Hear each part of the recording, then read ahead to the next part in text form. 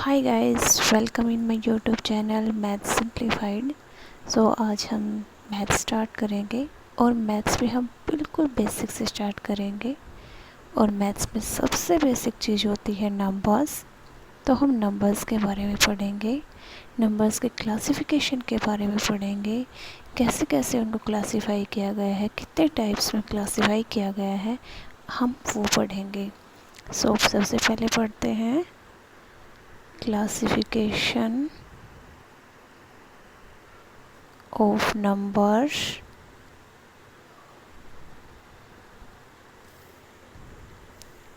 Numbers को कैसे कैसे क्लासिफाई किया गया है वो हम पढ़ेंगे।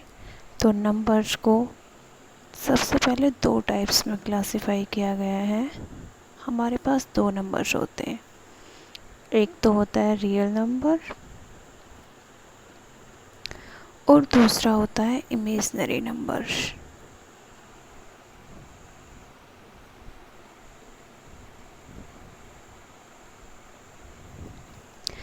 रियल नंबर्स क्या होते हैं उसके बारे में पढ़ते हैं।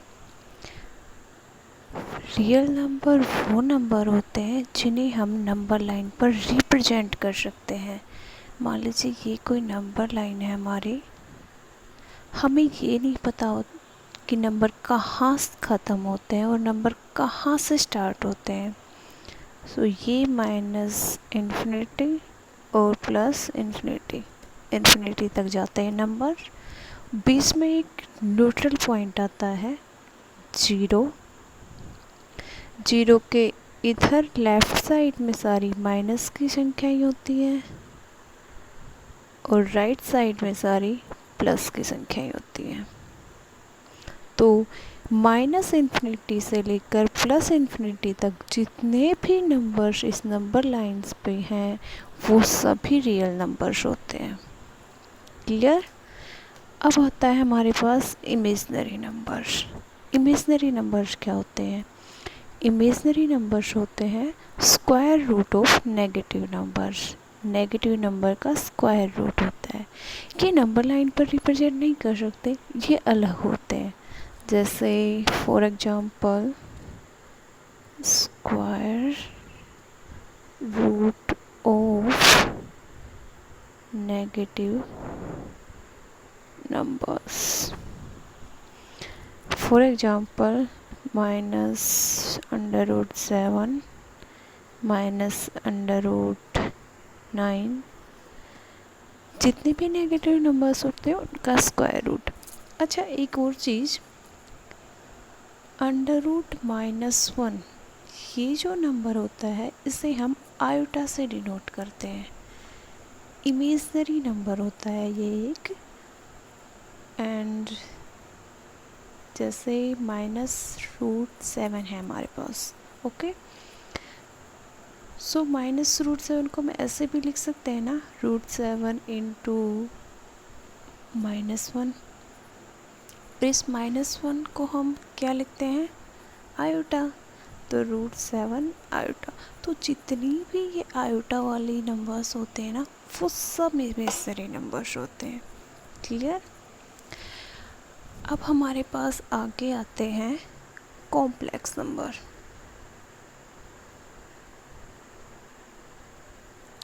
Complex numbers. अब कॉम्प्लेक्स नंबर्स क्या होते हैं? कॉम्प्लेक्स को बोलते हैं सम्मिश्र संख्याएं। और सम्मिश्र मतलब मिला जुला रूप, मतलब रियल नंबर भी हो जिनमें और इमेजिनरी नंबर्स भी हो।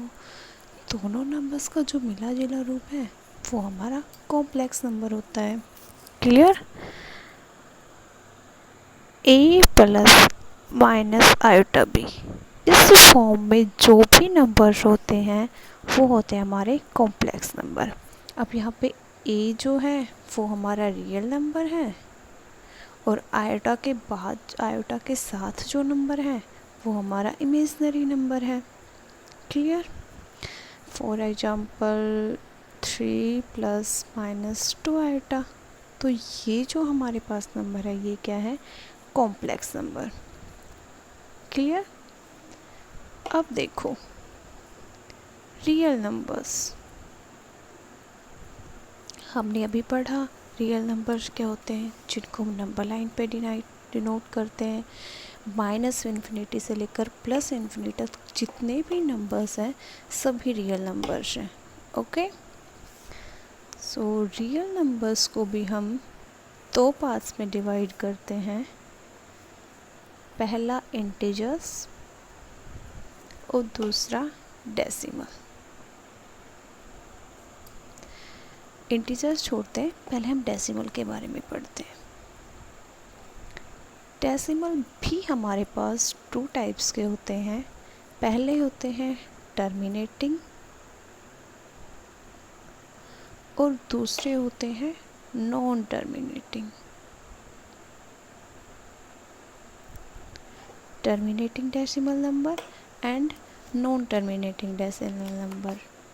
ओके, अब टर्मिनेटिंग क्या होते हैं? टर्मिनेटिंग का हिंदी मीनिंग होता है शांत संख्याएं और नॉन टर्मिनेटिंग का होता है अशांत संख्याएं। अब हिंदी मीनिंग से ही क्लैरिफाई हो रहा है, शांत मतलब कुछ पॉइंट्स के बाद वो शांत हो जाते हैं, आगे नहीं बढ़ते। लेकिन नॉन टर्मिनेटिंग अशांत, वो तो शांत होते ही नहीं है भाई, बस आगे बढ़ते चले जाते हैं। सो फॉर एग्जाम्पल यहाँ देखते हैं टर्मिनेटिंग एंड नॉन टर्मिनेटिंग, शांत एंड अशांत संख्याएं। तो टर्मिनेटिंग में हमने जैसे फॉर एग्जांपल 0.86, 3.24 कुछ भी नंबर्स ले लो जो बस रुक गए, इसके बाद इनका कोई नहीं है। और नॉन टर्मिनेटिंग जैसे हमने ले लिया 0.6666 बस बढ़ता चला जा रहा है, 0.33333 बस बढ़ता चला जा रहा है। अच्छा, ये तो हो गई रिपीटिंग। नॉन रिपीटिंग भी होते हैं जैसे 0.456723, है ना, कुछ भी नंबर्स जो आगे बढ़ते जा रहे हैं, इनको हम बोलते हैं नॉन टर्मिनेटिंग। अब नॉन टर्मिनेटिंग भी हमारे पास 2 टाइप्स के होते हैं, एक रिपीटिंग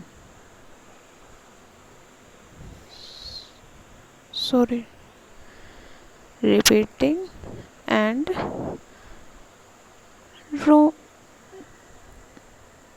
नॉन रिपीटिंग।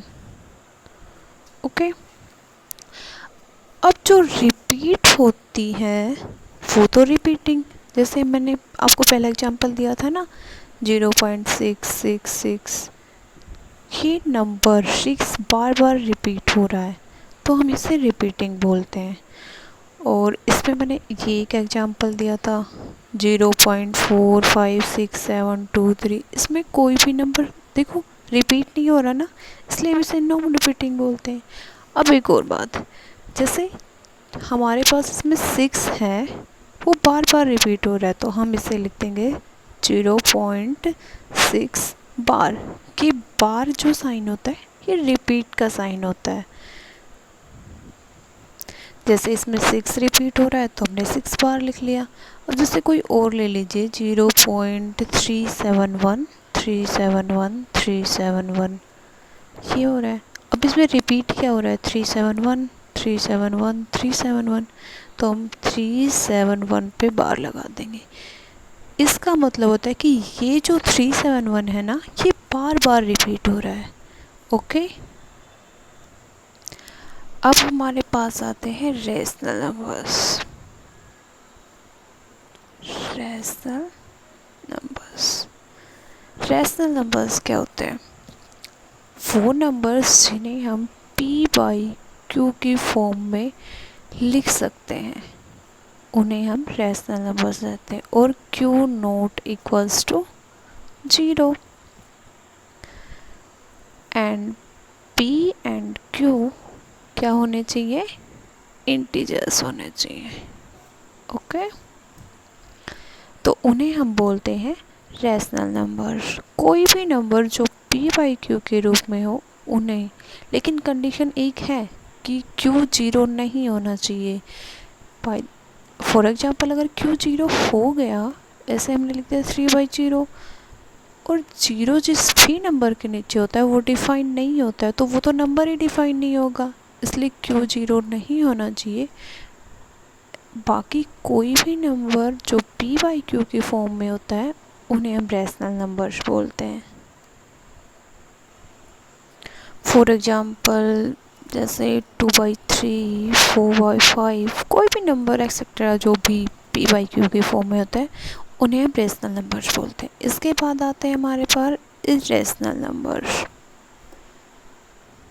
अब रैशनल नंबर्स तो वे हुए जो पी बाई क्यू की फॉर्म में होते हैं, और इरेशनल नंबर वे हुए जो पी बाई क्यू की फॉर्म में नहीं होते। जैसे जो भी रूट की हमारी जो भी नंबर्स होते हैं वो सब इरेशनल नंबर्स होते हैं, उनको हम डिफाइन ही नहीं कर सकते। √11 हो गया, √17 हो गया। अब इनको देखो, इनका रूट का मान निकालो तो √3 होता है जैसे 1.732, आगे √2 की वैल्यू होती है 1.414, आगे बस करते जाओ, ये रुकते नहीं है। अच्छा, इरेशनल नंबर को हम एक नंबर और भी बोल सकते हैं, non repeating, non terminating numbers. √3 की वैल्यू देख लो, जैसे 1.3732, आगे बता बहुत कुछ आता है, तो नंबर्स भी रिपीट नहीं हो रहे और टर्मिनेटिंग भी नहीं है। मैंने अभी बताया था ना आपको, टर्मिनेटिंग और नॉन टर्मिनेटिंग, तो इनको हम non terminating and non repeating numbers भी बोलते हैं। जो non terminating non repeating number, उन्हीं को हम इरेशनल नंबर्स बोलते हैं। अब जैसे पाई की वैल्यू ले लो, वैसे तो हम बोलते हैं कि पाई की वैल्यू पाई/7 होती है या 3.14 जो भी, लेकिन ये वैल्यू एग्जैक्ट वैल्यू नहीं है। ये एग्जैक्ट वैल्यू नहीं है पाई की, ये हम बस मान लेते हैं कि वो अजम्पशन वाली, ये नहीं नियर बाई वैल्यू होती है, इसलिए पाई भी हमारा एक इरेशनल नंबर होता है। Okay, clear. अब नेक्स्ट आता है इंटीजर्स। इंटीजर्स क्या होते हैं? इंटीजर्स को भी हम ऐसे बोल सकते हैं कि पी बाई क्यू की फॉर्म में जितने भी नंबर्स होते हैं उनको हम इंटीजर्स बोल सकते हैं, लेकिन कंडीशन एक है कि क्यू इक्वल्स टू 1, क्यू की वैल्यू 1 होनी चाहिए। जैसे 1, 2, 3, 4, 5, माइनस में ले लो, -1, -2, -3, -4, ये सब के नीचे हम 1 लिख सकते हैं ना, कोई फ़र्क नहीं पड़ता, है ना। तो जितने भी नंबर्स हैं, माइनस में प्लस में जो भी नंबर्स हैं, उन सभी को हम इंटीजर्स बोल सकते हैं। Okay, clear. अब हमारे पास आते हैं नेचुरल नंबर्स।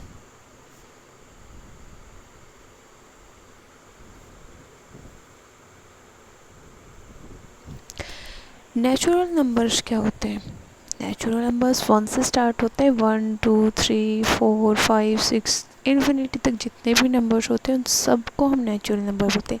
अच्छा, नेचुरल से एक बात देखो, नेचुरल मतलब नेचर, है ना, मतलब नेचुरल सी चीज़ है। देखो, हम कोई भी चीज़ जैसे बोलते हैं, कुछ भी मान लो, 1 एप्पल, 2 एप्पल, 3 एप्पल, कभी ये नहीं बोलते ना 0 एप्पल, है ना। सो नेचुरल नंबर में हम 0 को नहीं ऐड करते हैं, जिसमें 0 जुड़ गया वो तो बन जाता है होल नंबर। तो होल नंबर्स क्या होते हैं? सारे नेचुरल नंबर्स तो ठीक है, बस उनमें 0 को और ऐड कर देते हैं। 0 को ऐड करते ही पूरा होल नंबर बन गया ना, मतलब संख्या ही पूरी हो गई ना 0 ऐड होते ही। इसलिए 0, 1, 2, 3, 4, 5, इन्फिनिटी तक जितने भी नंबर्स हैं उनको हम क्या बोलते हैं? Whole numbers. तो ये हो गए हमारे होल नंबर।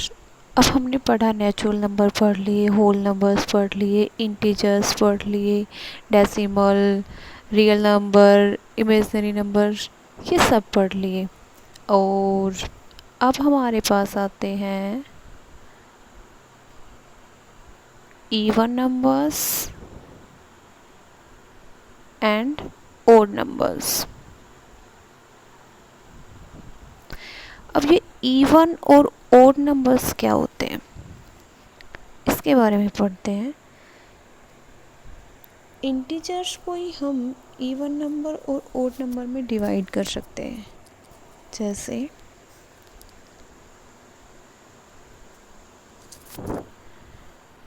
इंटीजर्स, इसको हम even number and odd number में। अच्छा, इवन नंबर वो होते हैं जो 2n की फॉर्म में होते हैं। 2n की फॉर्म में जितने भी नंबर्स होते हैं हम उन्हें इवन नंबर्स बोलते हैं। एंड 2n+1 की फॉर्म में जो होते हैं वो सब क्या होते हैं, ओड नंबर होते हैं, 2n+-1 की फॉर्म में। क्लियर? अच्छा, एक सिंपल सी लैंग्वेज में ले लेते हैं। इवन नंबर्स वो होते हैं जिन्हें हम 2 से डिवाइड कर सकते हैं, या फिर ये बोल दीजिए कि फिर 2 का गैप। अच्छा चलो, ये एक नंबर लाइन है, 0, यहाँ हमने ले लिया 2, 4, 6, 8, इस साइड ले लिया हमने 2, 4, 6, 8, यहाँ माइनस की और यहाँ प्लस की।